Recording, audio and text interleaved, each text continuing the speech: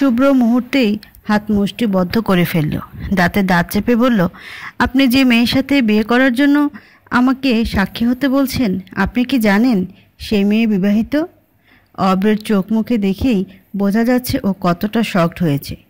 কিছুক্ষণ চুপ করে থেকে থমথমে গলায় আমাকে উদ্দেশ্য করে বলে উঠল, এই লোকটা যা বলছে এটা কি সত্যি আলমুন? অব্রের গলা কেঁপে উঠছে বারংবার। আমার মুখ দিয়ে এই মুহূর্তে কোনো কথাই বের হচ্ছে না। কী বা বলার আছে আমার?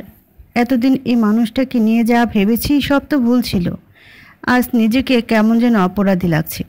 আমার তো উচিত ছিল অব্রের হঠাৎ এমন পরিবর্তনটার পেছনের কারণটা খুঁজে বের করা।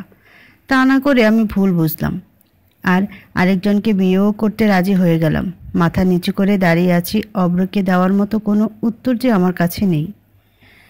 তোমার এই নীরবতা কিন্তু এই লোকটার কথা, মিথ্যে কথাগুলোকে জিতিয়ে দিচ্ছে। আলমুন, চুপ থাকবে না একদম। অ্যান্সার মি আলমুন। শেষ কথাটা খুব রেগে চেঁচিয়ে বলল শুভ্র। এটা পাবলিক প্লেস, এখানে চেঁচাবেন না। আপনার চেঁচানোতে আপনার কিছু না হলেও কিন্তু আমার আর আমার বউয়ের সম্মানটা নষ্ট হবে। সো প্লিজ মিস্টার অব্র, আওয়াজ নিচে রাখুন। বিরক্তির সুরে শুভ্র বলল। শুভ্রের এই কথাটা যেন আগুনে ঘি ঢালার মতো করে কাজ হলো। অব্র আরও রেগে গেল। শুভ্রের দিকে হাত উঠাতে গিয়েও কি ভেবে যেন থেমে গেল। তারপর আমার হাত ধরে বাইকের সামনে এনে চোখ মুখ শক্ত করে বলল, আলমুন, তাড়াতাড়ি উঠে বসো। আমি কিছু বলতে যাব তার আগেই আমার হাতটা অব্রের হাত থেকে ছো মেরে সরিয়ে নিয়ে এলো শুভ্র। এই নিয়ে 3 বার আপনি আমারই সামনে আমার বউয়ের হাত ধরলেন। এখানে আমার বউ পড়তে আসছে, তাই এই জায়গায় আমি কোনো রকম সিনক্রেট করতে চাচ্ছি না, যার দরুন আপনি এখনও জিন্দা বেঁচে আছেন। বাড়াবাড়ি করলে কিন্তু এসব আর দেখব না, বলল শুভ্র। তুই কাকে হুমকি দিচ্ছিস? তোর হুমকিতে কি আমি ভয় পাই? আলমুন আমার ছিল, আছে আর আমারই থাকবে। এক্ষুনি তোর চোখের সামনে দিয়ে আমি ওকে নিয়ে গিয়ে বিয়ে করব। পারলে আটকে দেখা। এইটুকু বলে পুনরায় আমার হাত ধরতে আসলেই শুভ্রের শক্ত হাতের পাঞ্চ খেতে হয় অব্রকে। অব্র তাল সামলাতে না পেরে ছিটকে গেটের সামনে থেকে ক্যাম্পাসের মধ্যে গিয়ে পড়ে। ঘটনার আকস্মিকতায় আমি হকচকিয়ে উঠলাম। অব্রের নাক থেকে কয়েক ফোঁটা রক্ত বের হচ্ছে। তা দেখে আমি দ্রুত অব্রের দিকে অগ্রসর হতে নিলে শুভ্র আমার হাত ধরে ফেলে। এর মধ্যে ভার্সিটির অনেকেই এমন একটা ঘটনা দেখি গোল হয়ে ঘিরে ধরেছে আমাদের। ভিসি স্যারও চলে এসেছে ঘটনাস্থলে। উনি এসেই ব্যস্ত হয়ে শুভ্রকে জিজ্ঞেস করে উঠলেন, শুভ্র, কি হয়েছে এখানে? আর এই ছেলেটা কে? ওর এমন অবস্থায় বা কী করলো? ভিসি স্যারের জবাবে গম্ভীর কণ্ঠে জবাব দিল, এই ছেলে আমার স্ত্রীকে হ্যারাসমেন্টের চেষ্টা করেছিল। এরকম উটকো লোকজন ভার্সিটির আশেপাশে আসে কি করে? আলমুন মায়ের কিছু করেনি তো? দাঁড়াও, এর ব্যবস্থা আমি কিছু করছি। তুমি চিন্তা করো না, আর কখনো এমন কিছু হবে না। ভিসি স্যারের সাথে আরও কয়েকটা কথা বলেই শুভ্র আমাকে নিয়ে ভার্সিটি থেকে বেরিয়ে গেল। জানি না অব্রের এখন কি অবস্থা। আমার এখন ঠিক কী করা উচিত আমি বুঝে উঠতে পারছি না। শুভ্রের মধ্যে আজ আমার প্রতি অধিকার বোধ দেখলাম, কিন্তু যে লোকটা আমাকে মেনেই নিতে পারেনি সেই লোকটা হঠাৎ করে এত অধিকার বোধ কেন দেখাচ্ছে? আর অব্রের সাথে ওই রকম না করলেও পারত। আমার একদম মাথা কাজ করছে না। তবে শুভ্রের এই কাজটা আমার মোটেও পছন্দ হয়নি। তোমায় কি এখন ইনভাইট করে বাইকে উঠানো লাগবে? শুভ্রের কথায় আমার ভাবনা জগতের ছেদ ঘটল। চুপচাপ মলির মুখে দূরত্ব বজায় রেখেই শুভ্রের পিছনে উঠে বসলাম। আমার কাজে শুভ্র বিরক্ত হলো, কিন্তু মুখে কিছু বলল না। বাইক স্টার্ট দিয়ে চলা শুরু করলো, কিন্তু বাড়ির পথ রেখে উল্টো দিকে বাইক ঘুরতেই আমার কপাল কুঁচকে এলো। এদিকে কোথায় যাচ্ছেন? এটা তো বাড়ির রাস্তা না। আমি কখন বললাম যে বাড়ি যাব? শুভ্র ভাবলিশভাবে উত্তর দিল, এমনিতেও মন মেজাজ ভালো না, তার উপর এই লোকের এমন তেড়াবেড়া কথা নেওয়া যাচ্ছিল না। বিরক্ত হয়ে আবার বললাম, সোজা প্রশ্নে সোজা উত্তর দিলেই তো পারেন। আপনার তো আমাকে বাড়ি নিয়ে যাওয়ার কথা ছিল। এখন তোমায় বাড়ি নিয়ে গিয়ে আমি বাবার হাজার প্রশ্নের সম্মুখীন হই। আমার সাথে গেলেই প্রবলেম। আর তোমার ওই প্রাক্তন যখন হাত ধরে টেনে নিয়ে যাচ্ছিল তখন কই ছিল তোমার এই বিরক্তি? এখন চুপচাপ বসে থাকো, কড়া গলায় বলল শুভ্র। আমিও আর কথা বাড়ালাম না। এখন কোনো কিছুই ভালো লাগছে না। সব কিছুই আমার কাছে এখন বিষাদময়। শুভ্র আমাকে নিয়ে পদ্মা নদীর পাড়ে এসেছে। আমার নদী খুব পছন্দ। আমাদের বাড়ি থেকে 2 কিলোমিটার দূরেই একটা ছোট্ট নদী আছে। আমার যখনই খুব মন খারাপ থাকতো, অধরা বা আকাশ ভাইয়ার সাথে নদীর পাড়ে গিয়ে নদীর পানিতে পা ডুবিয়ে বসে থাকতাম। মাঝে মাঝে কাউকে না পেলে একাই যেতাম। নদীর পানিতে পা ডুবিয়ে রাখলেই কেন জানি না আমার সব মন খারাপ নিমেষেই উধাও হয়ে যেত।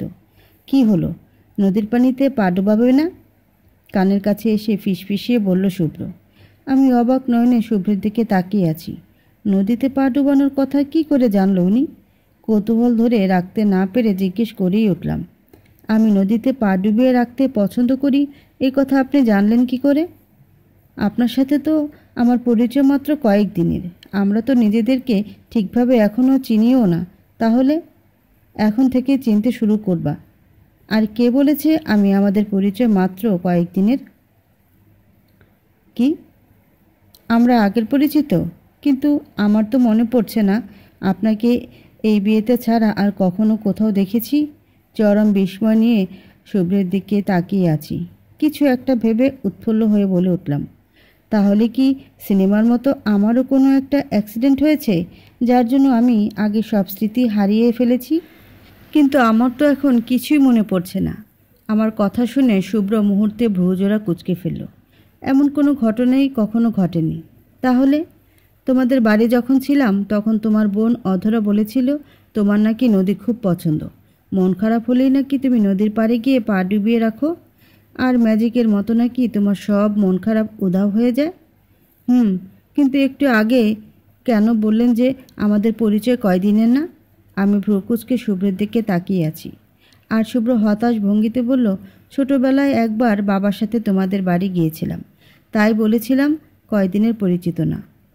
আমি আবার কিছু একটা জিজ্ঞেস করব তার আগেই আমাকে থামিয়ে দিয়ে নিজেই বলল, তখন তোমার বয়স ছিল 10 থেকে 12 দিন, আর আমার বয়স ছিল 6 বছর। তাই আমার তোমাকে মনে থাকলেও তোমার আমাকে মনে নেই।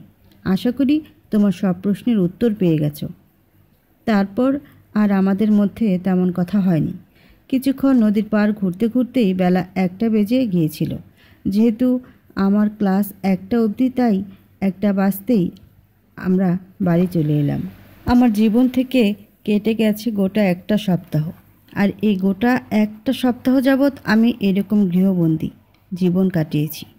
1 সপ্তাহ আগে ভার্সিটিতে ঘটে যাওয়া সেই ঘটনার পর পুরো সপ্তাহ শুভ্র আমাকে বাড়ি থেকে বের হতে দেয়নি।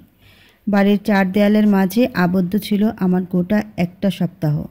তবে এই 1 সপ্তাহ যাবৎ শুভ্রের মাঝে একটু একটু করে অনেক পরিবর্তন লক্ষ্য করেছি।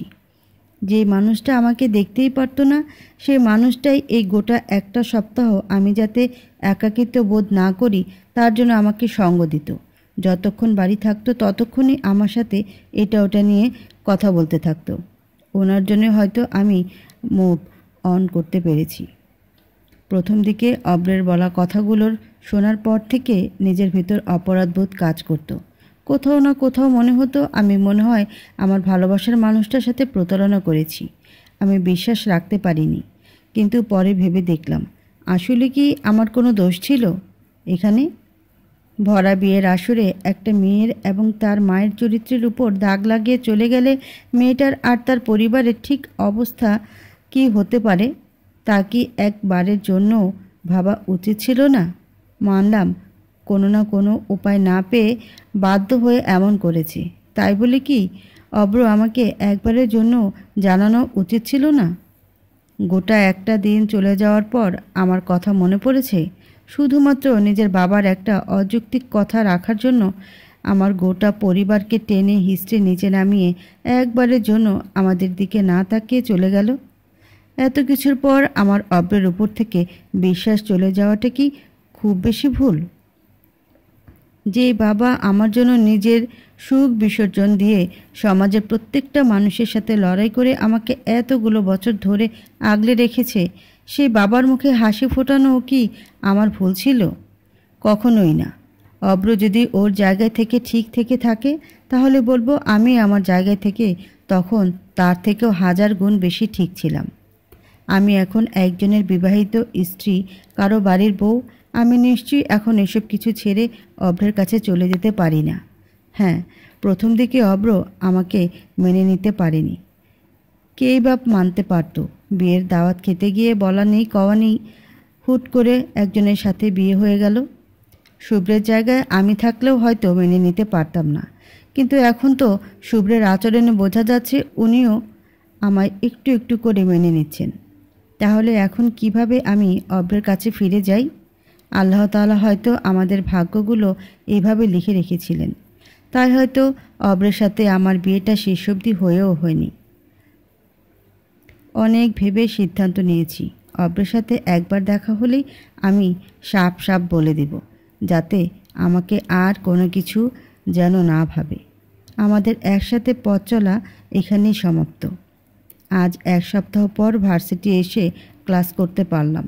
তবে এতগুলো দিন ভার্সিটি আসতে পারিনি বলে কিন্তু আমার পড়াশোনায় কোনো ব্যাঘাত ঘটেনি, বরং আগের থেকে আরও ভালো চলেছে। আমার মতো ফাঁকিবাজ মেয়ে এখন পুরো দমে মন দিয়ে পড়াশোনা করছি। সবটাই সম্ভব হয়েছে শুভ্রের জন্য। লোকটা সত্যি অদ্ভুত, এক এক সময় এক এক রকমভাবে নিজেকে উপস্থাপন করে। এসব ভেবেই মৃদু হেসে আবার ক্লাসে মনোযোগ দিলাম।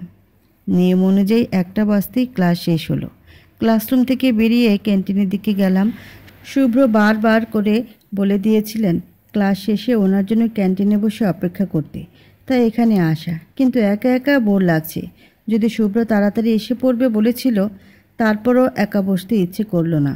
তাই একটা চেনা মুখের অনুসন্ধান করছি। ইরানিকে একা একটা টেবিলে বসে থাকতে দেখে ওর টেবিলে গিয়েই বসলাম। ইরানি আমার ক্লাসমেট, আজ ওর সাথে এক বেঞ্চে ক্লাস করেছি, যার দরুন ওর সাথে ভালোই আলাপ হয়েছে। তোমার সাথে বসতে পারি? আরে বসো বসো। সৌজন্যমূলক হাসি দিয়ে আমি বসতেই ইরানি কৌতূহলী হয়ে জিজ্ঞেস করলো, তুমিও কি কারোর জন্য অপেক্ষা করছো? হ্যাঁ, তুমিও তাহলে অপেক্ষা করছো? আমার ভাইয়া আমাকে নিতে আসবে, তাই অপেক্ষা করছি। এইভাবেই কিছুক্ষণ আমাদের মধ্যে টুকটাক কথা চলল। 5 মিনিটের মধ্যেই ইরানের ভাই চলে আসাতে ও চলে গেছে। এদিকে অব্রের কোনো দেখা নেই, আর অব্রের ফোন নাম্বারটাও আমার কাছে নেই। আসলে কখনো নেওয়ার প্রয়োজন হয়নি, তাই আর নেওয়া হয়ে ওঠেনি। এখন কি করব? একাই বাড়ি ফিরে যাব নাকি অপেক্ষা করব? এর মধ্যেই আমার ফোনে একটা অপরিচিত নাম্বার থেকে কল এলো। সচরাচর আমি অপরিচিত নাম্বার ধরি না, কিন্তু এখন অনুমান বলছে এটা শুভ্রের কল হলেও হতে পারে, তাই রিসিভ করলাম। হ্যালো আলমন। শুভ্রের কণ্ঠ পেয়ে নিশ্চিত হলাম। আমি তো ক্যান্টিনে বসে আছি, আপনি কোথায়? গড়গড়িয়ে একসাথে বলে উঠলাম। তুমি আর 5 মিনিট ওখানে বসো, আমি আসছি। আমি ট্রাফিক জ্যামে আটকে গেছি গো বউ, তাই আসতে পারছি না। যদি সঙ্গে তুমি থাকতে না, তাহলে ওই গানটা ধরতে পারতাম। এই পথ যদি না শেষ হয় তবে কেমন হতো তুমি বলো তো? কিন্তু আমার বর্তমান অবস্থা তো উল্টো। শুভ্রের কথায় হেসে উঠলাম। আজকাল লোকটা কেমন যেন রসিক রসিক ভাব এসে পড়েছে। আগে সেই গম্ভীর লোকটা যে হাসতেই বোধহয় জানতো না, সে এখন সবাইকে হাসানোর কাজে নিয়োজিত হলো। একটা মানুষের ভেতর এত পরিবর্তন এত তাড়াতাড়ি কী করে সম্ভব আমার জানা নেই। ট্রাফিক জ্যামের জন্য শুভ্রের আসতে আসতে আরও 10 মিনিট লাগলো। তারপর একসাথে আমরা বাড়ি ফিরলাম। বিকেল 5টায় বেজে বোধ হয় এ বাড়িতে আসার পর থেকে একবারে ছাদে যাওয়া হয়ে ওঠেনি। তাই আজ খুব ইচ্ছে জাগলো ছাদে যাওয়ার। যেই ভাবা সেই কাজ। ছাদে আসতেই একটা মেয়ের অভয় ছাদে রেলিং ঘেঁষে দাঁড়িয়ে আছে। মেয়েটা আর কেউ নয়, মিহি। কিন্তু ওকে আমি পেছন থেকে কয়েকবার ডাকার পরও কোনো সাড়া দিচ্ছে না। ঠায় একই ভঙ্গিমায় একইভাবে পাথরের মূর্তির ন্যায় দাঁড়িয়ে আছে। তাই এগিয়ে গিয়ে ওর পাশে দাঁড়াতে স্পষ্ট দেখতে পেলাম মিহি কাঁদছে। আমি অবাক হয়ে জিজ্ঞেস করলাম, কি হয়েছে মিহি, কাঁদছো কেন? মিহির এবার টনক নড়ল। আমাকে দেখেই তাড়াতাড়ি চোখ মুছতে লাগলো আর মুখে হাসি হাসি ভাব ফুটিয়ে বলার চেষ্টা করলো, আরে কিছু না ভাবি, আসলে চোখে কী যেন একটা ময়লা পড়লো, তাই চোখ থেকে পানি বেরিয়েছে। মিথ্যে বলার প্রয়োজন নেই মিহি, আমি স্পষ্ট দেখেছি তুমি কাঁদছিলে। কিন্তু কেন, কি হয়েছে তোমার? তেমন কিছু না ভাবি, আসলে। আচ্ছা, সমস্যা নাই, একান্ত ব্যক্তিগত হলে থাক। আসলে ভাবি, আমি একজনকে ভালোবাসি আর সেও আমাকে খুব ভালোবাসে, মাথা নিচু করে বলল মিহি। মিহির কথা শুনে প্রথমেই আকাশ ভাইয়ার কথা মনে পড়ল। বেচারা কত আশা নিয়ে আমাকে দায়িত্ব দিয়েছিল। বাড়ি থেকে আসার পর ভুলেই গিয়েছিলাম। এখন মিহির কথাই মনে পড়ল। আহারে বেচারা, ভাইটা আমার জীবনে প্রথম একটা মেয়েকে মনে ধরল, তাও মেয়েটা সিঙ্গেল। কিন্তু মিহির কাঁদার কারণ কি সেটা তো জানা হলো না। আমি জিজ্ঞেস করার আগে মিহি নিজ থেকে বলতে লাগলো, আজ 2 সপ্তাহ যাবৎ আমাদের সম্পর্কটা টেনে টুনে কোনো রকমে চলছিল, কিন্তু আজ আদিব সব কিছু পুরোপুরি শেষ করে বলেই ডুকরে কেঁদে উঠল মিহি। তোমাদের মধ্যে কোনো সমস্যা ছিল কি? না, আদিব হঠাৎ করে কেমন যেন হয়ে গেল। একটু থেকে একটুতে খুব রেগে যেত, আমাকে সন্দেহ করতে লাগলো আমার নাকি অন্য কারোর সাথে সম্পর্কে জড়িয়েছি। আমি ওকে অনেক বুঝিয়েছি, কিন্তু ও আমার কোনো কথাই শুনতো না। মাঝে মধ্যে তো ফোনে বন্ধ করে রাখতো। কিন্তু জানো, আমাদের সম্পর্কটা না এমন ছিল না। আমরা আমাদের সম্পর্কটাতে খুব হ্যাপি ছিলাম, কিন্তু জানি না হঠাৎ কি হলো ওর। ও কেন এমন করলো আমার সাথে। এই তো 15 দিন আগেও আমরা ঘুরতে গিয়েছিলাম, তখনও সব কিছু ঠিক ছিল। দাঁড়াও, তোমাকে আমাদের ঘুরতে যাওয়ার পিক দেখাই, তাহলে হয়তো কিছুটা বুঝতে পারবা। এক নাগারে কথাগুলো বলেই হন্তদন্ত হয়ে ফোন থেকে একটা কাপল পিক বের করে আমার সামনে ধরল। কিন্তু পিকটা দেখে আমার মাথা চক্কর দিয়ে উঠল। আমার চোখগুলো যেন ঝাপসা হয়ে উঠল। আমি কাকে দেখলাম? আমার সব বিশ্বাস যেন 1 সেকেন্ডে ভেঙে টুকরো টুকরো হয়ে গেল। অব্রের এমন রূপ দেখার জন্য মোটেও প্রস্তুত ছিলাম না। হ্যাঁ, মিহির সাথে কাপল পিকে অব্রই ছিল। 4 বছরের সব কিছুই কি তাহলে মিথ্যে ছিল? এভাবে আমার সাথে এতগুলো বছর যাবৎ সবই প্রতারণা ছিল, সবই মিথ্যে অভিনয় ছিল। ভাবতেই কান্না দলা পাকিয়ে আসছে। কিন্তু আমি তো কখনো অব্রের মধ্যে মিথ্যে কিছু দেখিনি। তবে কি সবই আমার ভুল ধারণা ছিল? আমার জন্য অব্রের প্রত্যেকটা ফিলিংস তাহলে মিথ্যে ছিল? আমাকে চুপ হয়ে ঠায় দাঁড়িয়ে থাকতে দেখে মিহি ভ্রু কুঁচকাল। ভাবি, তুমি কি আকিবকে চেনো? আগে বলো তো, তোমাদের সম্পর্ক কতদিনের? এই তো 6 মাসের মতো। কিন্তু ভাবি, তুমি কি আকিবকে চেনো? মিহি, তুমি আর আমি দুজনে এই লোকটার প্রতারণার শিকার হয়েছি।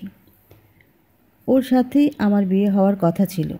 আমাদের 4 বছরের সম্পর্ক ছিল। আর ওর নাম আকিব না, ওর নাম তো অভ্র। পুরো নাম অভ্র চৌধুরী। মেয়ের থেকে কোনো কিছু লুকিয়ে না রেখে সোজাসাপটা সত্যিটাই বলে দিলাম। মিহি আমার কথাগুলো শুনে চুপ হয়ে গেল। কিছুক্ষণ ঠায় একভাবে কিছুক্ষণ দাঁড়িয়ে রইল। ভাবি, আমি তোমাকে খুব পছন্দ করি, তাই বলে তুমি আকিবের নামে যা নয় তাই বলবে, তা কিন্তু আমি মেনে নিব না। তোমাকে আমি আপন মনে করে পিকটা দেখালাম, আর তুমি আমার সাথে এরকম করলে? মিহি গম্ভীর মুখে বলেই মুখ অন্যদিকে ফিরিয়ে নিল। ওকে, তোমার প্রুফ লাগবে তো?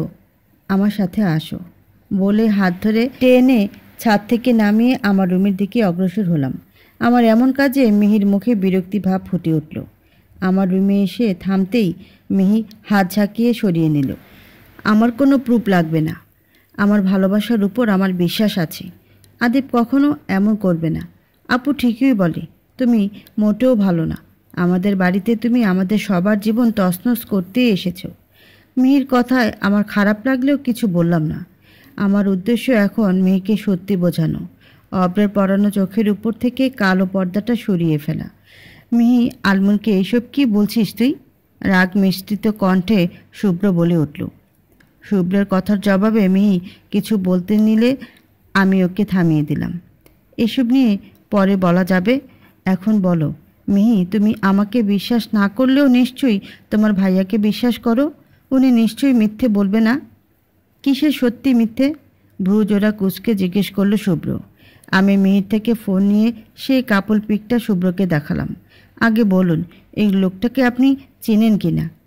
শুভ্র পিকটা একবার দেখেই কুঁচকে যাওয়া ভ্রুজোড়া আরও একটু কুঁচকে নিয়ে বলল, ওকে না চেনার কি আছে? ও তো অভ্র।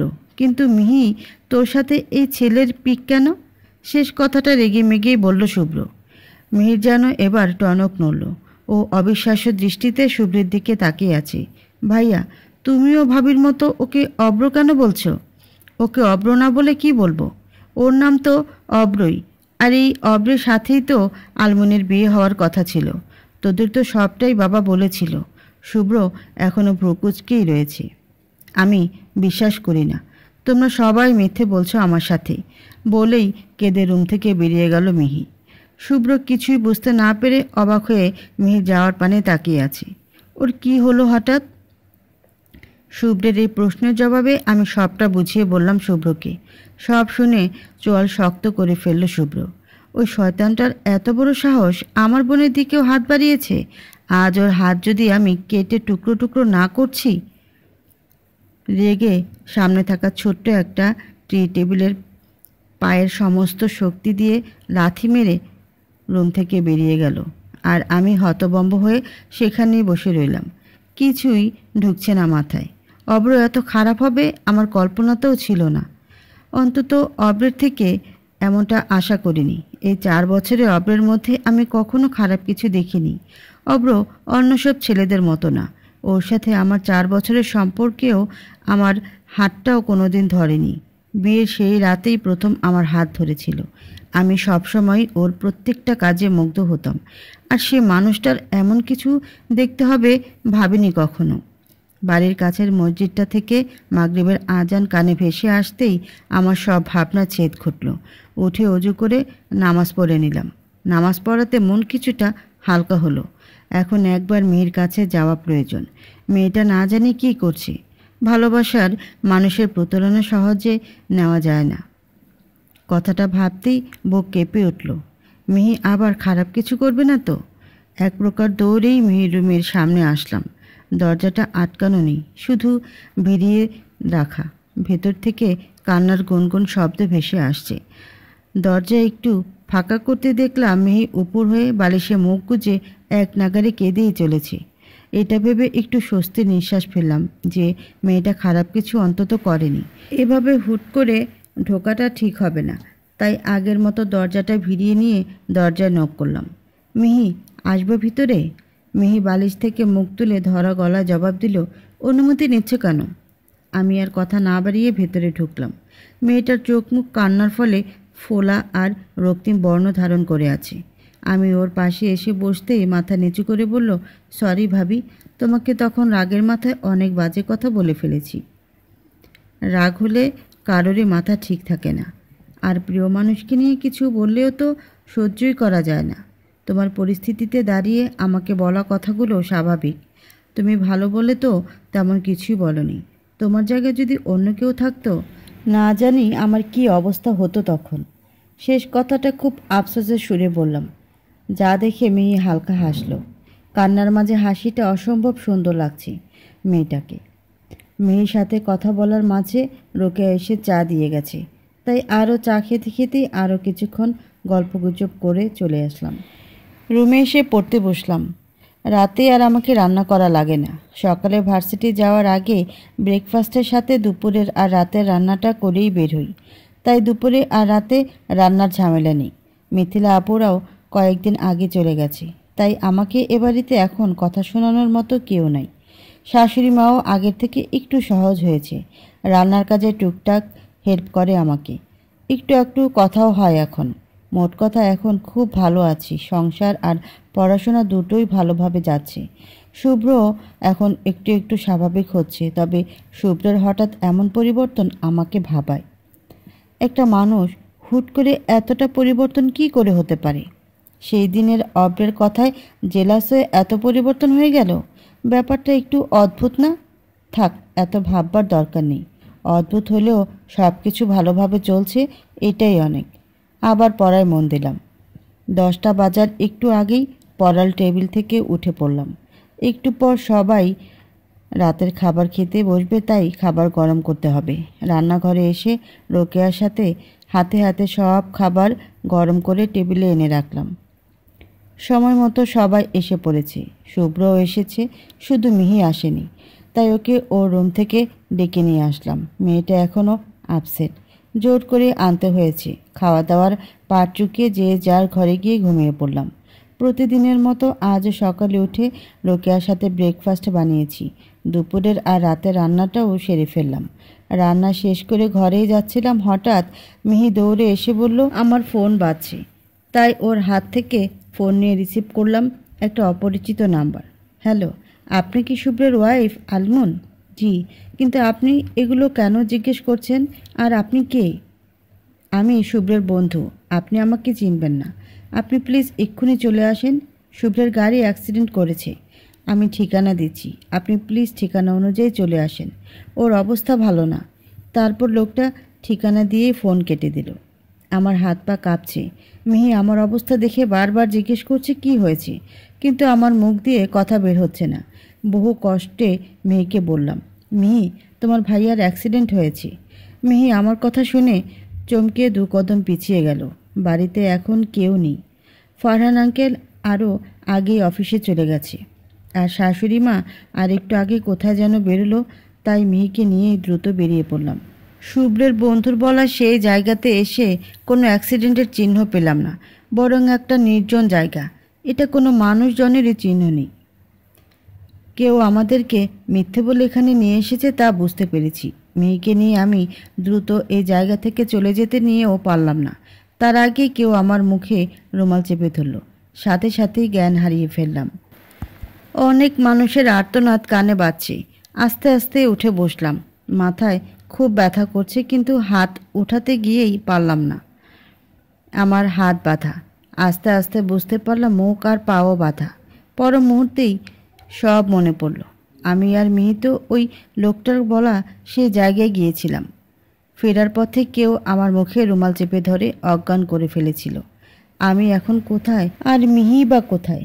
মুখ বেঁধে রাখার ফলে মিহি বলে কয়েকবার ডাক দিতে গিয়েও ব্যর্থ হলাম।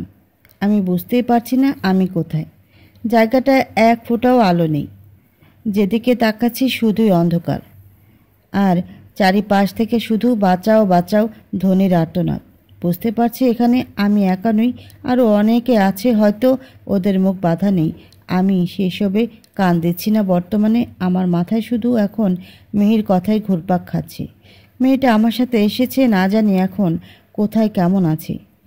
বস, মেয়ে দুটোর এখন জ্ঞান ফেরার কথা। মনে হয় এতক্ষণে জ্ঞান ফিরেও গেছে। এইটুকু শুনতে পেয়ে আমি কান খাড়া করলাম। পাশের ঘরে হয়তো লোকটা তার বসের সাথে ফোনে কথা বলছি, কিন্তু আর কোনো কথাই শুনতে না পেয়ে হতাশ হলাম। তবে এতক্ষণে আমি নিশ্চিত হলাম আমি কিডন্যাপ হয়েছি। আর লোকটার কথা মতো যদি মেয়ে দুটো বলতে আমাদের কথাই বলে, তাহলে আমি নিশ্চয়ই, আমার সাথে এখানে মিহিও আছে। মিহি আছে ভাবতেই প্রথমে খুশি হলেও সাথে সাথে ধপ করে নিভে গেল খুশিটা। বোধহয় 10 মিনিট পরেই একটা লোক এসে রুমের লাইট জ্বালালো। হঠাৎ করে আলো জ্বলতেই চোখ জোড়া কুঁচকে এলো। আস্তে আস্তে চোখ খুলতেই একটা লোক আমার দিকে এগিয়ে আসলো, আর আশেপাশের আর্তনাদগুলো আরও ভারী হয়ে উঠল। লোকটা এসে আমার হাত ধরে টেনে হিঁচড়ে নিয়ে যেতে লাগলো। আমি বাধা দেওয়ায় হাজার চেষ্টা করেও ব্যর্থ হলাম। তবে ঘরটা থেকে বেরোনোর আগে ঘরের ভেতর থাকা দৃশ্যটা দেখে অন্তরাত্মা কেঁপে উঠল। কমপক্ষে 100 মেয়ে হবে এখানে, সবার হাত পা বাঁধা। মিহিকেও দেখলাম, সঙ্গে ইরানিও ছিল। সব দেখে আমার আর বুঝতে বাকি রইল না আমি কোথায় এসে পড়েছি। নারী পাচারকারী কোনো চক্র। ওদের দিকে তাকিয়ে শুধু নিঃশব্দ চোখের পানিগুলোই বিসর্জন দিয়ে যাচ্ছি। বস, মেয়েটাকে নিয়ে এসেছি। আমাকে টেনে নিয়ে আসা লোকটা একটা রুমে ঢুকে বলল। লোকটার বলা কথা অনুসরণ করে সামনে তাকাতেই আমি থমকে গেলাম। আমার সামনে অব্র দাঁড়িয়ে আছে। অব্র উল্টো দিকে মুখ করে দাঁড়িয়ে আমার পা থেকে আপাদ মস্তক একটা তীক্ষ্ণ নজরে পরখ করে দৃঢ় পায়ে আমার দিকে এগিয়ে আসলো। ঠিক আমার বরাবর এসে দাঁড়িয়ে আমার পাশে দাঁড়ানো লোকটার দিকে কাঁধ বাঁকিয়ে তাকালো। তাতেই যেন লোক ভরকে গেল। আমতা আমতা করে বলতে লাগলো, কোনো ভুল করেছি বস? আপনি তো এই মেয়েটারই ছবি দেখি। লোকটা আর বলতে পারল না। তার আগেই অব্র লোকটার গালে 5 আঙ্গুলের একটা ছাপ বসিয়ে দিল, আর রেগে বলতে লাগলো, তোদের আমি ওকে এভাবে আনতে বলেছি? কোন সাহসে ওকে এভাবে বেঁধে রেখেছিস? আর বারবার এই মেয়ে কাকে বলছিস? ওর থেকে এক্ষুনি ক্ষমা চাইবি। অব্রই আমার হাতের পায়ের আর মুখের সব বাঁধন খুলে দিল। এর মধ্যেই লোকটা মাথা নিচু করে আমার কাছে ক্ষমা চাইতে লাগলো। অব্র কপালে বিরক্তিকর ভাব ফুটিয়ে পুনরায় বলল, যা এখন এখান থেকে। আর বিয়ের সব ব্যবস্থা ঠিকঠাকভাবে হচ্ছে কিনা গিয়ে দেখ। বিয়ে শব্দটা কানে আসতেই নড়ে চড়ে উঠলাম। কিসের বিয়ের কথা বলছি অব্র? ও কী করতে চাচ্ছে আর আমাদের এখানে কেন আনলো? এখানে এত নাটক সাজিয়ে আমাদের আনার মানে কি অব্র? ক্রূর চোখে তাকিয়ে জিজ্ঞেস করলাম। সুইট হার্ট, তোমাদের নয়, শুধুমাত্র তোমাকে আনার জন্য এত নাটক সাজিয়েছি। তোমার ননদিনী মিহি মানে আমার এক্স গার্লফ্রেন্ড, ও তো নিজে থেকেই তোমার সাথে আমার জালে এসে ধরা দিল। ওকে আমি যেদিন জানতে পেরেছি তোমার ননদিনী হয়, বিশ্বাস করো সেদিন থেকে ওকে ছেড়ে দেওয়ার চেষ্টা করেছি, কিন্তু মেয়েটা আমাকে এতই ভালোবাসে, এত কিছুর পরও আমার কাছে ফিরে আসলো। আমার কি দোষ বলো তো? কিন্তু বিলিভ মি, তোমাকে ছাড়া কাউকে ভালোবাসি না, সাবলীলভাবে জবাব দিল অব্র। তুমি মেয়েদের পাচার করো তাই না? সব তো নিজ চোখেই দেখে ফেললে। ভেবেছিলাম আমার এই সত্যিটা তোমার সামনে কখনো আসতে দেব না। খুব ভালো একজন আদর্শ স্বামী হিসেবে তোমার কাছে থাকবো, কিন্তু তা আর হলো কই। আমার ছোট্ট একটা ভুলের জন্য সব কিছু ওলটপালট হয়ে গেল। তোমার বাপের ওই বন্ধুর ছেলে কি যেন নাম? ও শুভ্র। ও শুভ্র যদি মাঝখানে না আসতো তাহলে সব কিছুই ঠিক থাকতো। তাহলে খুব সহজেই তুমি আমাকে আরও অনেক আগেই বাকি সব মেয়েদের মতো আমাকেও পাচার করে দিতে পারতে, তাই না? তাচ্ছিল্যের সুরে বললাম। আমার কথায় অব্র রেগে গেল। কখনোই না, আমি তোমাকে ভালোবাসি আলমন। মিথ্যে বলছেন আপনি মিস্টার অব্র ওরফে আদিব। আপনাদের কাজ হলো মেয়েদের সাথে মিষ্টি মিষ্টি কথা বলে তাদেরকে মিথ্যে ভালোবাসার ফাঁদে পেলে তাদেরকে যখন আপনাদের উপর পুরোপুরি বিশ্বাস আনতে পারবে, ঠিক তখনই তাদের সেই বিশ্বাসকে কাজে লাগিয়ে পাচার করে দিবেন। আমার জানা মতে আপনাদের এই কাজটা তো খুব তাড়াতাড়ি মিটিয়ে ফেলার কথা। তাহলে কেন 4টা বছর ধরে আমার বিশ্বাস নিয়ে খেললেন? আমি তো আপনাকে অনেক আগে অন্ধের মতো বিশ্বাস করতে শুরু করেছিলাম। তখনই তো আমার পিঠে ছুরিটা বসিয়ে দিতে পারতেন। আমার কথা শেষ হতে না হতেই অব্র আমার মুখ চেপে ধরল। রাগে থরথর করছে ওর শরীর।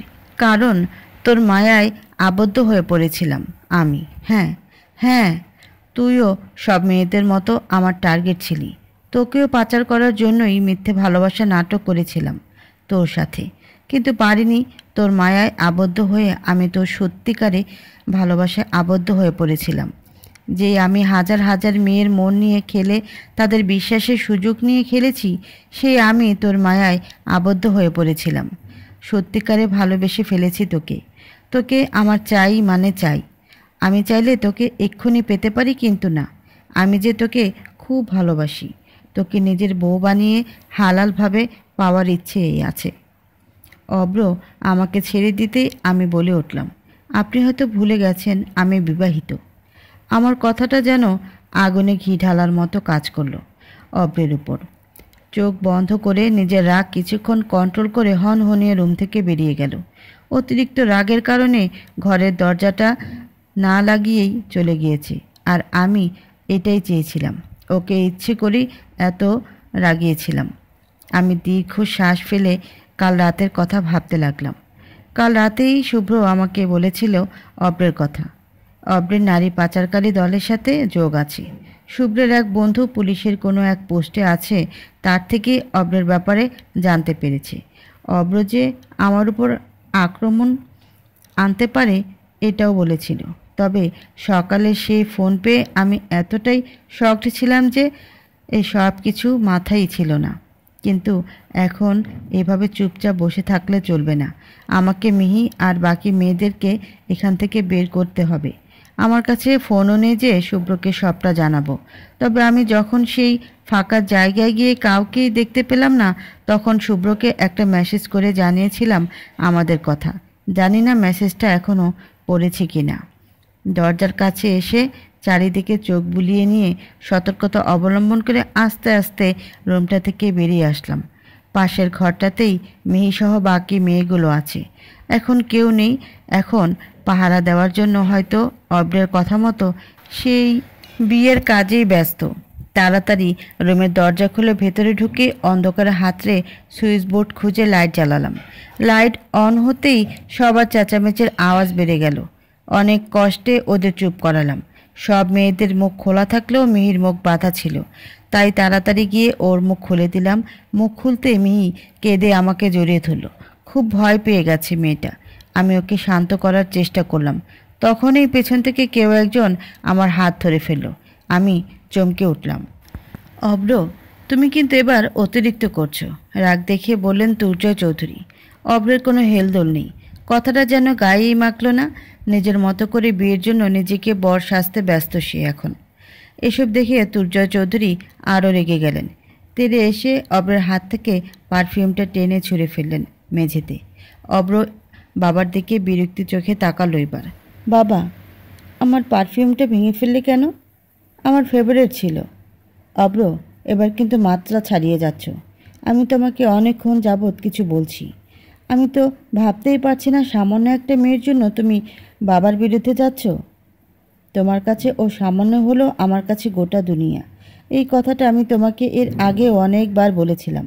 তোমার কথা একবার আমি ওকে ছেড়ে অনেক বড় ভুল করেছিলাম। দ্বিতীয়বার আর সে ভুল আমাকে দিয়ে তুমি করাতে পারবে না।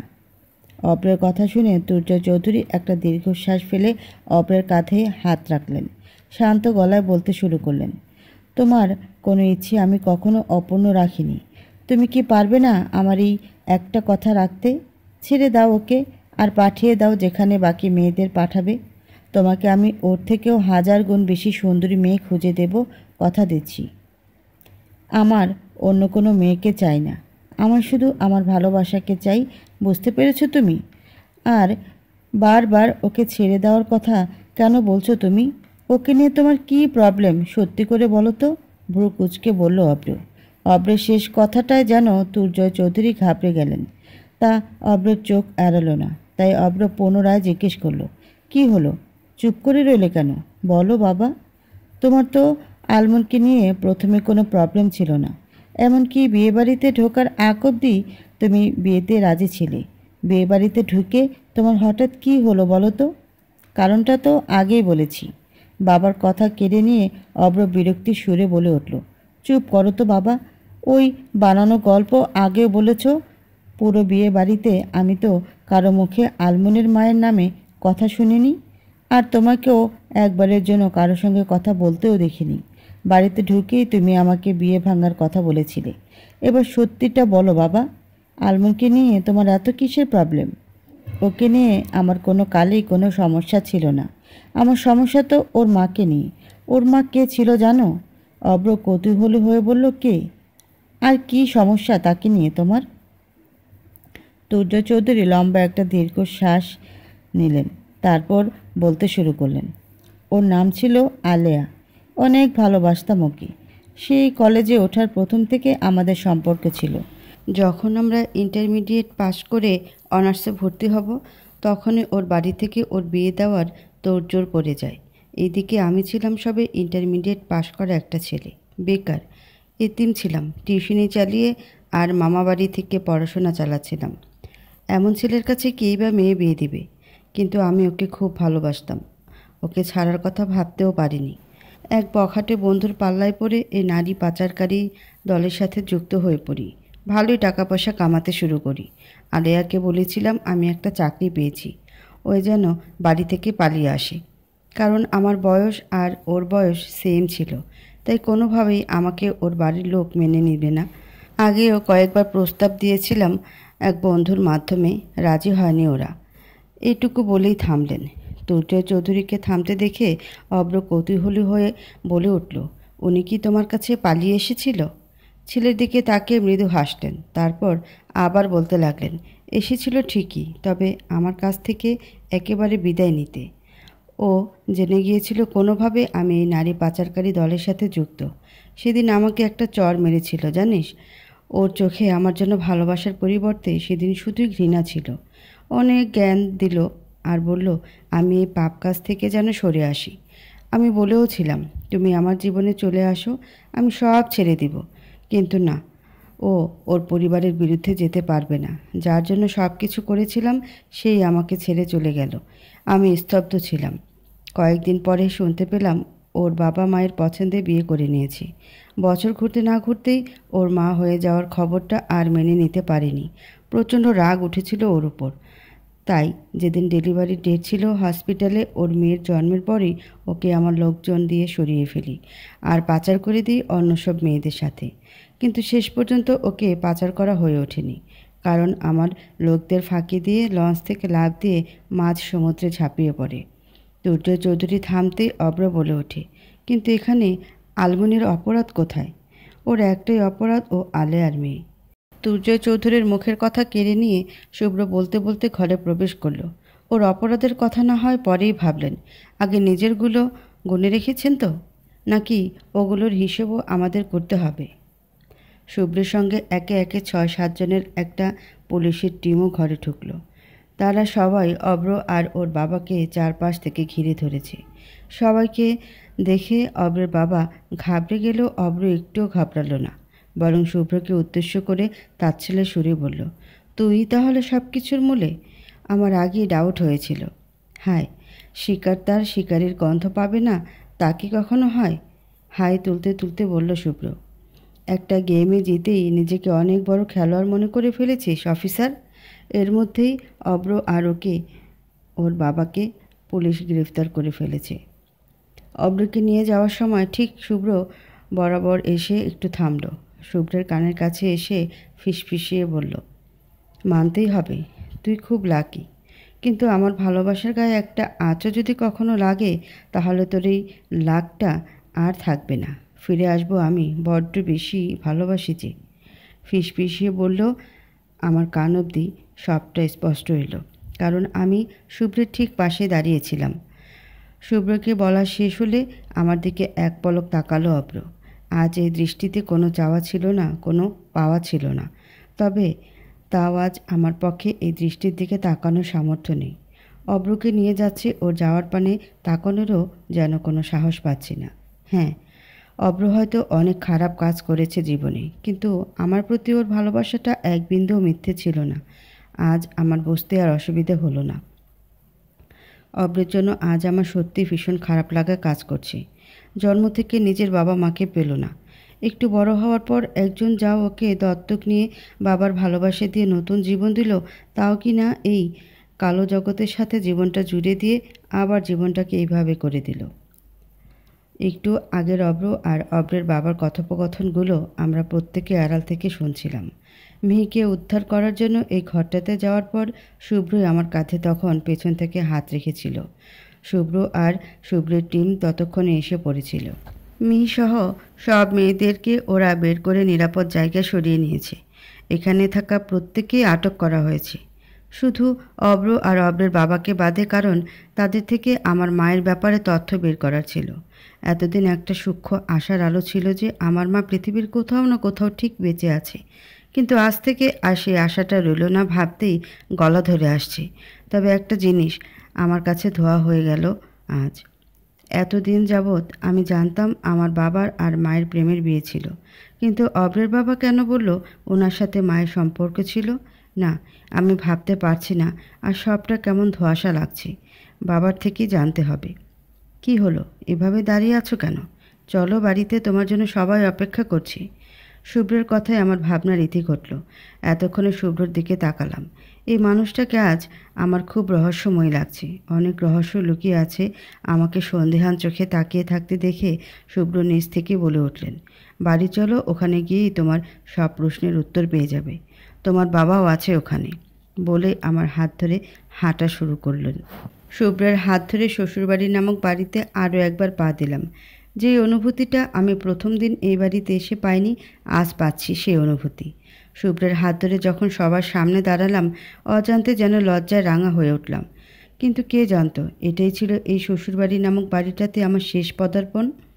শুভ্র আমাকে নিয়ে ঠিক আমার বাবার সামনে দাঁড়িয়ে আমার হাতটা বাবার হাতে ধরিয়ে দিয়ে হাস্যোজ্জ্বল মুখে বলল, আঙ্কেল, আপনার মেয়েকে সুস্থ সবলভাবে আবার আপনার কাছে ফিরিয়ে দিলাম। বাবাও হাসি মুখে জবাব দিল, হ্যাঁ বাবা, তুমি আমাদের জন্য যা করেছো তা কখনো ভুলতে পারবো না। চিরঋণী হয়ে থাকলাম তোমার কাছে। যদি কখনো সুযোগ পাই তোমার ঋণ শোধ করার, তাহলে আমি সর্বোচ্চ দিয়ে চেষ্টা করব। বাবার কথার উত্তরে শুভ্র শুধু একটু মুচকি হাসল। বাবার পাশে ফারহান আঙ্কেলও দাঁড়িয়ে আছেন, তবে তার মুখে হাসি বিদ্যমান থাকলেও তা মলিন হাসি। আমি কারোরই কোনো কথার মানে বুঝতে পারছি না। কি বলছে ওরা? বাবা, কি বলছো? কিসের ঋণ আর কিসের কি? আমি কিচ্ছু বুঝতে পারছি না। কিছুই বুঝতে না পেরে অবাক নয়নে তাকিয়ে জিজ্ঞেস করলাম। বাবা কিছু বলার জন্য মুখ খুলতে নিলেই পাশ থেকে শুভ্র বলে ওঠে, আঙ্কেল, আমি বলছি সবটা। এবার ঘাড় ঘুরিয়ে শুভ্রের দিকে তাকালাম। শুভ্র ইশারায় বসতে বলল, কিন্তু আমি বসলাম না। শুভ্র আমার আকুলতা বুঝতে পেরে আর বসতে না বলে কথা শুরু করলো। তোমার বিয়ের কয়েকদিন আগে অব্র ওর বাবার পরিচয় দেওয়ার জন্য বাবার ছবি দেখায়। আঙ্কেল, তুর্য চৌধুরীর ছবি দেখেই তাকে চিনে ফেলেন। কারণ তোমার মা তুর্য চৌধুরীর কথা আর ছবি আঙ্কেলকে অনেক আগেই দেখিয়েছিলেন। আর তোমার মায়ের উধাও হওয়ার পিছনে তুর্য চৌধুরীর হাত আছে এটা অনেক আগে থেকেই মনে হয়েছিল। কিন্তু তুর্য চৌধুরীকে আগে খুঁজে পাননি, তাই কিছু করতে পারেননি। এবার যেহেতু তাকে খুঁজে পেয়েছেন, তাই আঙ্কেল আমার বাবার কাছে ফোন করে বলেন তুর্য চৌধুরী সম্পর্কে একটু খোঁজ নিতে। কারণ এই ব্যাপারে আঙ্কেল কাউকে বিশ্বাস করতে পারছিলেন না। আর তখন তোমার বিয়ের কাজ চলছিল, তাই চাইলেও নিজে থেকে কিছু করতে পারছিলেন না। বাবা কয়েকজনকে দিয়ে খোঁজ নিতেই অব্রের বাবার এই কালো জগতের কথা জানতে পারে। পুরোটা জানতে না পারলেও কিছুটা তো জানতে পেরেছি। যেহেতু অব্রের বাবা নারী পাচারকারীর সাথে জড়িত, তাই আর যাই হোক নিজের মেয়ের বিয়ে তো আর ওই রকম একটা পরিবারে দেওয়া যায় না। তাই বাবা আর আঙ্কেল মিলে একটা প্ল্যান করলেন। বিয়ের দিন তোমার মায়ের একটা ছবি তোমাদের ড্রয়িং রুমে টানিয়ে দেয়, যাতে খুব সহজেই অব্রের বাবা জানতে পারে সে কার বাড়িতে এসেছে। আর প্ল্যান মতোই অব্রের বাবা তোমার মায়ের ছবি দেখিয়ে রেগে যান। তাই অব্রকে বাধ্য করেন বিয়ে ভাঙার জন্য। তবে সেদিনের আমার সাথে ঘটা ঘটনাটা পুরোটাই কাকতালীয় ছিল। বাবাদের প্ল্যান ছিল অব্র কোনোভাবে বিয়েটা ভেঙে দেওয়ার পর তোমার সাথে আমার বিয়ে দেবে, কারণ ওদেরকে ধরার জন্য বিয়েটা খুব প্রয়োজন ছিল। কিন্তু অব্রের এই কাণ্ডের ফলে সব কিছুই আরও সহজ হয়ে যায়। তবে আমি এসবের কিছুই প্রথমে জানতাম না। এতটুকু বলে থামল শুভ্র। জিভ দিয়ে ঠোঁট ভিজিয়ে নিয়ে আবার বলা শুরু করলো, আমি যেহেতু এসবের কিছুই জানতাম না, তাই না জেনেই তোমার সাথে অনেক বাজে ব্যবহার করেছিলাম। আমার পরিচয়টা হয়তো তুমি এখনও ঠিকভাবে জানো না। আমি একজন সিক্রেট পুলিশ অফিসার। আঙ্কেল আর বাবা এই কাজের জন্য আমাকে বেছে নেওয়ার এটাই কারণ ছিল। তোমাকে ভার্সিটি ভর্তি করানোর পরের দিন আমি এসব জানতে পারি। আর ভার্সিটিতে দ্বিতীয় দিনে তোমার আর অব্রের সব কথাই আমি শুনে ফেলি। যদিও তোমাকে বুঝতে দেইনি, তার কারণ ছিল অব্র। পরে সব কিছুই আমাদের প্ল্যানের অংশ ছিল। আমাদের এই বিয়েটা ছিল শুধুমাত্র তোমার মায়ের কেসটা সলভ করার জন্য। তোমার কাছে সবটা না লুকিয়ে রাখলে এত সহজে সবটা হতো না, তাই বাধ্য হয়েই আমাদের সব কিছু লুকিয়ে রাখতে হয়েছে। আর হ্যাঁ, আমাদের ডিভোর্স পেপারটাও রেডি করে রেখেছি। শুভ্র একটা কাগজ বের করে আমার সামনে ধরলেন। আমি শুধু বাকরুদ্ধ হয়ে তাকিয়ে আছি। এত সহজে এভাবে কথাটা বলতে পারলেন? এতগুলো দিন আমরা একসাথে ছিলাম, আর যেভাবেই হোক বিয়েটা তো হয়েছে। আমার জন্য একটুও অনুভূতি কি জন্মায়নি? তুমি চিন্তা করো না, এ বাড়িতে থেকেই তুমি ভার্সিটি কন্টিনিউ করতে পারো, আশ্বাস দিয়ে বলল শুভ্র। তার প্রয়োজন নেই। কাট কাট গলায় এটুকু বলে ডিভোর্স পেপারটা শুভ্রের হাত থেকে নিয়ে নিলাম। সেখানে গোটা গোটা অক্ষরে নিজের নামটা লিখে পুনরায় শুভ্রের হাতে কাগজটা ধরিয়ে দিলাম। উনি এখনও সাবলীলভাবে দাঁড়িয়ে আছেন, যেন এতে ওনার কিছুই যায় আসে না। আমি সেদিন এক পলক তাকিয়েই বাবার হাত ধরে বেরিয়ে আসলাম। ফারহান আঙ্কেল কিছু বলতে নিয়েও বললেন না। বাড়িটার প্রতি আর বাড়ির মানুষগুলোর প্রতি আজ কোনো মায়াই আমাকে আবদ্ধ করে রাখতে পারল না। আজ মায়ার কাছে চাপা সেই অভিমানটুকুই জিতে গেল। 4 মাস পর, আজ অনেকগুলো দিন পর আবার সেই অপ্রিয় শহরটাতে আসতে হলো পরীক্ষার জন্য। এই ঢাকা থেকে সেদিন চলে যাওয়ার পর থেকে আর আসিনি একবারের জন্য। ভার্সিটির প্রয়োজনে সব সময় বাবাই আসতো, আমি আসতাম না কখনো। ক্লাসও করিনি এত মাস ধরে, কিন্তু আজ পরীক্ষা দেওয়ার জন্য আসতেই হলো। একাই এসেছি, বাবা সঙ্গে আসতে চেয়েছিল খুব করে, কিন্তু আমার জেদের কাছে শেষমেশ হারতে হয়েছে। নিজেকে একদম গুটিয়ে নিয়েছি। একাই চলি এখন সব সময়, কারো সঙ্গ আর এখন ভালো লাগে না। পরীক্ষা শেষ হতেই ভার্সিটি থেকে রাস্তা দিয়ে হাঁটতে লাগলাম। মিনিট 2 হাঁটলেই বাস স্টেশন, তাই আর অযথা রিক্সা নেইনি। হাঁটতে ভালোই লাগছে। এই পথ দিয়ে শুভ্রের বাইক করেই কতবার আসা যাওয়া হতো। যাওয়া আসা ছাড়া আমাদের তেমন কোনো স্মৃতি নেই। তবু ওইটুকু স্মৃতি যেন আমার চোখের সামনে জীবন্ত হয়ে উঠছে। হারিয়ে যাচ্ছিলাম পুরনো দিনগুলোতে। কিন্তু নিজের অচেতন মনকে বেশিক্ষণ হারাতে দিলাম না। যে আমার নয় তাকে নিয়ে ভাবতে চাই না। জানি না সেই শুভ্র ডিভোর্স পেপারটায় সাইন করেছিল কিনা, তবে না করলেও অটো ডিভোর্স হয়ে গেছে। শুনেছিলাম একজন ডিভোর্স পেপারে সাইন করার পর অপরজন সাইন না করলেও 3 মাস পার হয়ে গেলে অটো ডিভোর্স হয়ে যায়। তাই শুভ্র আর আমার ডিভোর্সটাও হয়ে গেছে। আর ভাববো না। মনকে অন্যদিকে ঘোরানোর জন্য একটা টপিক লাগবে তো। কিন্তু কি ভাবা যায়? হঠাৎই নিজের অনেক বড় একটা বোকামির কথা মনে পড়তেই মুখে হাসি চলে এলো।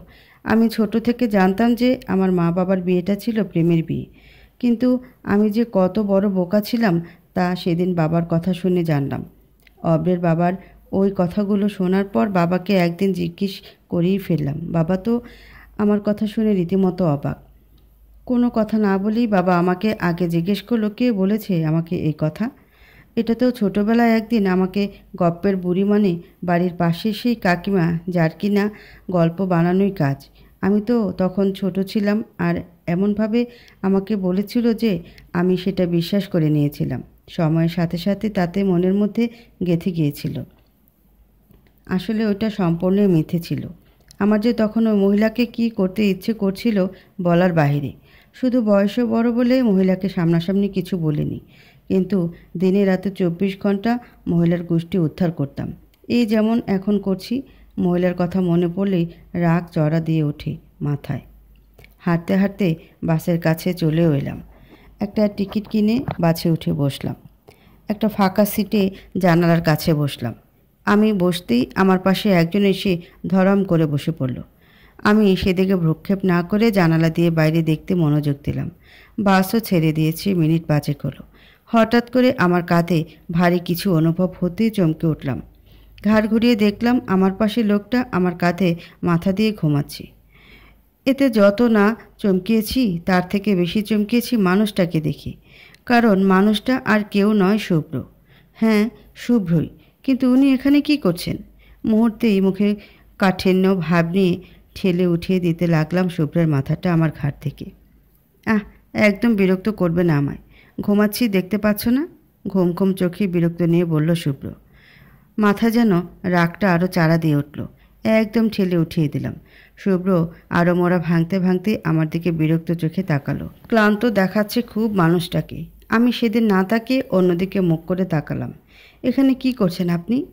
বাসে উঠে লোকে কি করে? দেখো, আমি এখন খুব ক্লান্ত, ঘুমাবো। দায়সারাভাবে জবাব দিল। ঘুমান না হয় নাচুন, কিন্তু অন্য সিটে গিয়ে করেন। এখান থেকে উঠুন। মেয়ে দেখলেই খালি গায়ে পড়ার স্বভাব। আপনাকে তো ভালোই ভেবেছিলাম। এত বাজে কেন চরিত্র? বিরক্তিকর সুরে বললাম। বউয়ের কাঁধে মাথা রাখলে যে চরিত্র বাজে হয়ে যায় জানতাম না তো। হাই তুলতে তুলতে বলল শুভ্র। ভ্রু কুচকে তাকালাম এবার। বউ? কিসের বউ? আপনার সাথে আমার 4 মাস আগেই তো ডিভোর্স হয়ে গেছে। আমি নিজে সাইন করে দিয়ে এলাম আপনাকে। আমি সাইন করেছি নাকি? আপনি না করলেও 3 মাস পর অটো ডিভোর্স হয়ে গেছে। আর যদি 3 মাস আগেই পেপারটা ছিঁড়ে টুকরো টুকরো করে আগুনে জ্বালিয়ে ফেলি, তাহলে কি ডিভোর্সটা হবে? মুখে আঙ্গুল দিয়ে ভাবুক দৃষ্টিতে তাকিয়ে বললেন শুভ্র। শুভ্রের কথা শুনে আমি হাঁ হয়ে তাকিয়ে আছি। তারপর নিজেকে সামলে নিজেকে প্রস্তুত করলাম কড়া কিছু বলার জন্যই। এর মধ্যেই আমার ঘাড়ে ঠান্ডা কিছু অনুভব হতেই শুভ্রের দিকে তাকালাম। ওনার চোখের পানি যা টপ টপ করে আমার ঘাড়ে এসে পড়ছে। ক্লান্ত চোখ জোড়া বন্ধ করে মৃদু সুরে বলতে লাগলেন। আমি যে পেশায় নিয়োজিত আছি তা অত্যন্ত শখের বশেই যোগ দিয়েছিলাম। মাঝে মাঝে সিক্রেট মিশনে নামতে হয়। মাঝে মাঝে তো এমন সব মিশনে যেতে হয় যেখান থেকে বেঁচে ফেরাই সম্ভব না। মৃত্যু ঝুঁকি নিয়ে বাঁচতে হয় আমাদের। যদিও চাকরির শুরুতেই নিজের জীবন দেশের জন্য সঁপে দিয়েছি বলেই শপথ নিয়ে জয়েন করেছি, তাই আমি আমার জীবনের সাথে কাউকে কখনো জড়াতে চাইনি। আমার কখন কি হয়ে যায় আমি নিজেও জানি না। তোমার সাথে বিয়ে হবার পর ইচ্ছে করে তোমাকে কষ্ট দিতে লেগেছি যাতে তুমি আমার এই অনিশ্চিত জীবন থেকে চলে যাও। তারপর যখন বাবাদের প্ল্যানের কথা জানলাম তখন তোমার সাথে মিশতে শুরু করেছিলাম। যদিও তা আমার কাজের জন্যই, কিন্তু মিশতে মিশতে যে কখন তোমার মায়ার বন্ধনে আবদ্ধ হয়ে গেছি তা নিজেও জানি না। বুঝতে পারার সাথে সাথে নিজেকে শক্ত করতে লাগলাম। আমার এক বন্ধুকে দিয়ে ডিভোর্স পেপার রেডি করিয়েছি যাতে তোমাকে আমার এই অনিশ্চিত জীবন থেকে পুরোপুরি দূরে সরিয়ে দিতে পারি। তুমি সেদিন ডিভোর্স পেপারে সাইন করে চলে যাওয়ার পর আমি 1 মাস যাবৎ অনেক চেষ্টা করেছি সাইন করার, কিন্তু পারিনি। যতবারই করতে গিয়েছি তোমার মুখটা সামনে ভেসে উঠত, তাই পারিনি, ছিঁড়ে টুকরো টুকরো করে ফেলেছি। সেদিনই রওনা দিয়েছিলাম তোমার বাড়ির উদ্দেশ্যে, কিন্তু তখনই কমিশনারের ফোন আসে একটা নতুন মিশনের জন্য। এই 3 মাস সেই মিশনেই ছিলাম, আজই ফিরলাম। একটু থেমে করুণ চোখে আমার দিকে তাকিয়ে পুনরায় বলল, আমার এই অগোছালো এলোমেলো জীবনটাকে পারবে কি গুছিয়ে নিতে? পারবে না আমার এই অনিশ্চিত জীবনের সঙ্গিনী হতে? বউয়ের মান ভাঙাতে পারেন কি? আমার এমন জবাবে কিছুক্ষণ আমার দিকে ফ্যালফ্যাল করে তাকিয়ে বোঝার চেষ্টা করলো আমি ঠিক কী বলেছি। তারপর আমার কথার মানে বুঝতে পেরে আমার এলোমেলো কথার উত্তরে উনিও এলোমেলো হেসে বললেন, না পারি না, তবে চেষ্টা করতে পারি। তাহলে এখন থেকেই লেগে পড়েন। এখন না গো বউ, এখন আমি খুব ক্লান্ত। দৌড়ে এসে আপনার পাশে উঠে আপনার পাশের জায়গায় অন্য কেউ দখল করার আগে আমি দখল করলাম। শ্বশুরবাড়ি গিয়ে বউর মান ভাঙানোর মিশন আদা জল খেয়ে শুরু করব। বলতে বলতেই পুনরায় আমার কাঁধে মাথা ফেলে ঘুমাতে লাগলেন। এবার আর বাধা দিলাম না, বরং সযত্নে আগলে নিলাম মাথাটা। মায়ার বাঁধনে যে আবদ্ধ আমরা দুটি মন, এইভাবে একে অন্যের মায়ায় আবদ্ধ হয়েই না হয় দুটি অগোছালো এলোমেলো মনের এক হওয়ার গল্প লিপিবদ্ধ থাকুক। এই ভর দুপুরে মধ্যাহ্নে, আবার কোনো এক ভর দুপুরের মধ্যাহ্নেই নাতি নাতনিকে নিয়ে বসবো লিপিবদ্ধ হয়ে থাকা এই গল্প নিয়ে। কথাগুলো ভাবছি আর নিজের মনে মনে হেসে কুটি কুটি হচ্ছি।